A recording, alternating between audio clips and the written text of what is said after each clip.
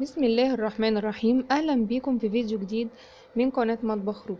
طبعاً شايفين كده. دي صينية بطاطس. انا بقول احنا هنا بنقول عليها دي صينية بطاطس بالدقة. حلوة قوي، جميلة، تنفع مع الاكل الشعبي. يعني لو عاملة فول ممكن تعمليها جنب الفول. قرنبيط بنعملها برضو جنب القرنبيط. طعمها حلو قوي، جربوها ان شاء الله هتعجبكم. ويلا بينا ندخل على الفيديو. انا كده يا حبايبي معايا هنا 2 بطاطستين متقطعين. وهنا مقطعهم انا صوابع كده. حطيت عليهم شوية كمون. يعني مثلا زي ربع معلقة صغيرة كمون، وزيها ربع معلقة صغيرة فلفل اسود، وشوية ملح حسب الرغبة طبعا.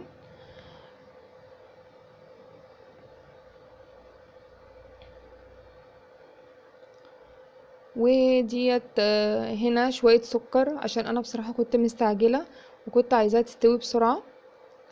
وهنا معايا برضو توم. دي معلقة صغيرة شطة. شوية كزبرة. طبعا كزبرة خضرة. قلبتهم مع بعض كده. كنت مقطعة زي شريحتين طماطم وفلفل رومي.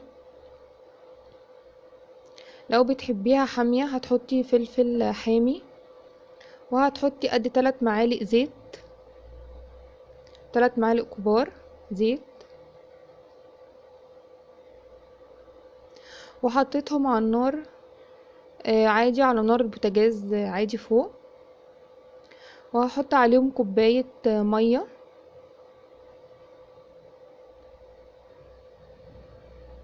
حطيتهم على النار وهتغطيهم. انا عشان ما عنديش غطا للصينية دي فغطيتهم بورق فويل عادي.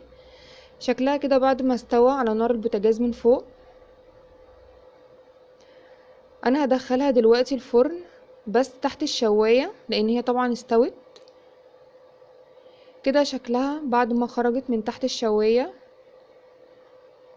طعمها حلو قوي، جربوها وان شاء الله هتعجبكم. عجبتكم طريقتي يا ريت تدعموا الفيديو باللايك والشير.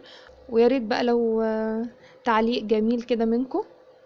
بس سلام عليكم ورحمة الله وبركاته. باي باي.